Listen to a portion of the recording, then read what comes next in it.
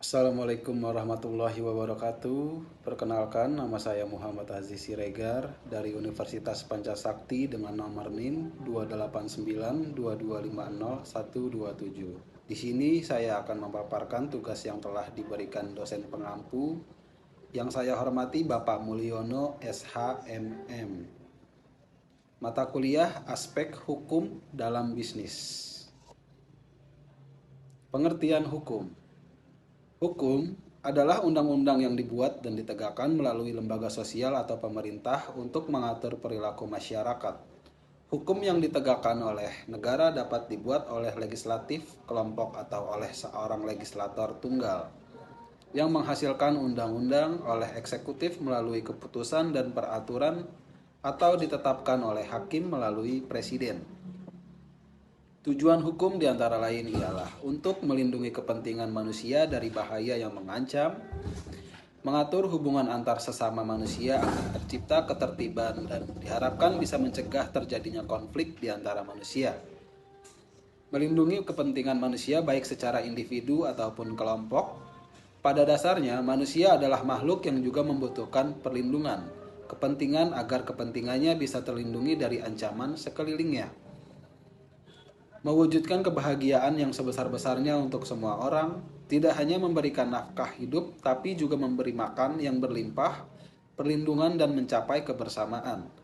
Menjadi sarana untuk memelihara dan menjamin ketertiban. Fungsi hukum diantara lain ialah sebagai sarana pengendali sosial sebuah sistem yang menerapkan aturan-aturan mengenai perilaku yang benar.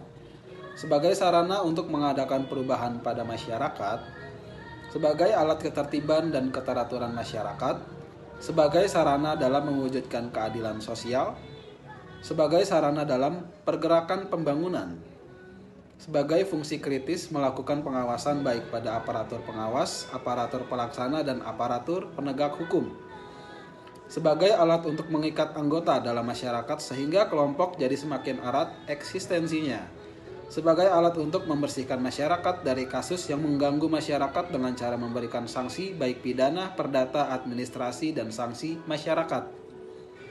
Sebagai alat untuk melakukan alokasi kewenangan dan putusan terhadap badan pemerintahan.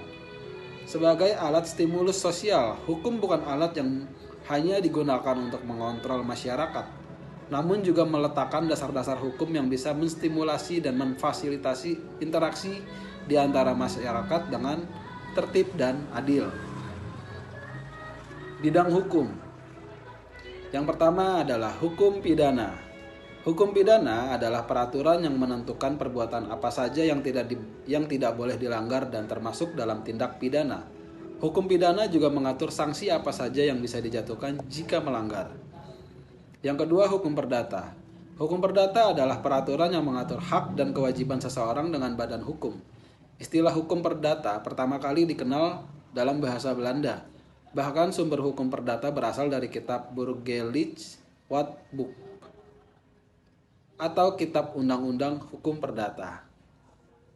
Yang ketiga, hukum tata negara. Hukum tata negara adalah hukum hubungan tertentu yang muncul dalam perjalanan sejarah dan diatur oleh hukum yang disebut negara.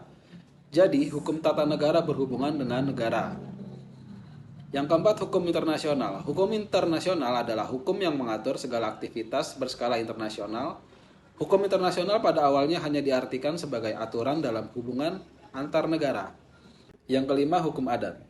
Hukum adat adalah hukum yang tidak tertulis. Hal ini karena tidak ada aturan hukum yang tercatat.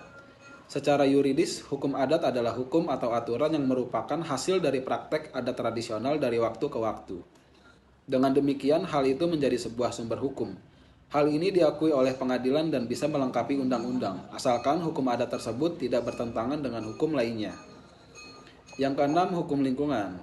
Hukum lingkungan adalah hukum yang mengatur pola lingkungan dan semua perangkatnya. Selain itu, hukum lingkungan juga mengatur kondisi bersama manusia yang berada dalam pengaruh lingkungan tersebut. Mengenal pengertian aspek hukum dalam bisnis. Aspek hukum dalam bisnis merupakan suatu kaidah yang bertugas dalam mengatur segala sesuatu mengenai tata cara pelaksanaan kegiatan perdagangan, keuangan, industri yang dikaitkan terhadap produksi, jasa, pertukaran barang dengan uang. Segala kegiatan dalam melakukan suatu usaha maupun bisnis perlu adanya hukum untuk melindungi dan juga menegakkan keadilan. Sama pada bidang lain pun, kehadiran hukum memang sangat diperlukan. Hukum yang punya sifat mengikat tersebut dapat membuat siapapun mempunyai rasa tanggung jawab dan takut akan melakukan tindakan melanggar hukum. Tanpa adanya hukum, maka segalanya akan kacau dan tidak berjalan secara efektif dan efisien. Maka sebelum membangun usaha, penting bagi sang pemilik untuk mengetahui terlebih dahulu mengenai apa saja aturan yang diterapkan dalam dunia bisnis. Tujuan hukum bisnis. Yang pertama, menciptakan bisnis atau usaha yang adil juga aman bagi semua pelakunya. Yang kedua, membantu memperbaiki dalam sistem perbankan atau keuangan. Yang ketiga, memberikan jaminan berfungsinya sistem keamanan pasar yang efektif serta efisien. Yang keempat, upaya melindungi sebuah bentuk usaha, terutama yang berjenis UKM atau usaha kecil menengah. Yang kelima, melindungi pelaku bisnis atau pelaku ekonomi dalam menjalankan usahanya. Fungsi hukum bisnis ialah yang pertama, seorang pelaku usaha atau bisnis memahami hak-hak dan kewajiban dalam aktivitas bisnisnya. Yang kedua, sebagai sumber informasi bermanfaat dan informatif bagi setiap pelaku bisnis. Yang ketiga, terciptanya perilaku serta sikap bisnis atau aktivitas yang berjalan secara jujur, adil, dinamis, sehat, dan berkeadilan sebab telah adanya kepastian secara hukum. Yang keempat, sang pelaku bisnis akan lebih mengetahui dan paham akan hak dan kewajiban ketika memulai bisnis, sehingga aktivitas yang dilakukan tak akan menyimpang dari aturan yang telah ditetapkan. Dua sumber utama yang berlaku dalam dunia hukum bisnis. Yang pertama ialah material. Sumber tersebut lebih melihat dari segi sisi dan mengikuti sumbernya dari faktor-faktor yang menentukan isi hukum itu sendiri seperti faktor agama, tata hukum di negara lain, sosial ekonomi, budaya, sosiologis, dan sebagainya. Yang kedua, formil. Kemudian, sumber hukum formil mengaitkan prosedur atau tata cara pembentukan yang secara langsung bisa digunakan dalam upaya menciptakan hukum. Sumbernya sendiri berdasarkan peraturan UU, Undang-Undang Dasar 1945, peraturan daerah, dan sebagainya. Di bawah ini ada beberapa contoh hukum yang dipergunakan dalam sumber formil. Di antaranya, 1. KUH Perdata, menekankan peraturan terkait hukum sewa-menyewa, jual-beli, pinjam-meminjam. Yang kedua, KUHD atau Kitab Undang-Undang Hukum Dagang, menekankan pada perdagangan seperti CV atau firma. Yang ketiga, KUHP, hukum yang menjelaskan terkait tindak kejahatan kriminal. Aspek hukum. Kontrak, sebuah perjanjian yang menjadi sumber hukum utama masing-masing pihak yang terlibat tunduk terhadap perjanjian yang disepakati. Selanjutnya, kebebasan. Isi dari perjanjian yang dibuat bisa bebas sesuai apa yang disepakati oleh pihak yang bekerja sama. Ruang lingkupnya. Yang pertama, transaksi jual beli, ekspor dan impor termasuk di dalamnya. Yang kedua, ketenaga kerjaan. Yang ketiga, badan usaha, firma, CV, dan PT. Yang keempat, hak kekayaan intelektual. Yang kelima, penanaman modal atau investasi. Yang keenam, jaminan hutang. Yang ketujuh, gagasan bisnis. Yang kedelapan, pembuatan kontrak. Lalu, mengapa kita perlu memahami aspek hukum dalam bisnis? Yang pertama, agar terlindungi. Alasan pertama kenapa perlu paham persoalan hukum tersebut, karena agar kita sebagai pelaku, juga bentuk bisnis yang dijalani terlindungi bila suatu hari adanya permasalahan yang terjadi. Sama seperti yang dicontohkan sebelumnya. Dengan paham mengenai HKI, kita dapat terlindungi dari upaya penjiplakan dan mencegah terjadinya kerugian besar. Yang kedua, keadilan. Seperti tujuan utama dari adanya hukum adalah sebagai alat untuk menegakkan keadilan dalam kehidupan bermasyarakat dan bernegara. Keadilan tersebut akan diperoleh baik untuk pemilik dan para pekerjanya. Dengan memahami aturan yang ada, keadilan dapat ditegakkan sehingga tak akan ada yang merasa dirugikan dalam bentuk apapun. Yang ketiga, keamanan. Hukum punya tugas utama sebagai pencipta keamanan, agar segala aktivitas yang dilaksanakan berjalan lancar dan aman.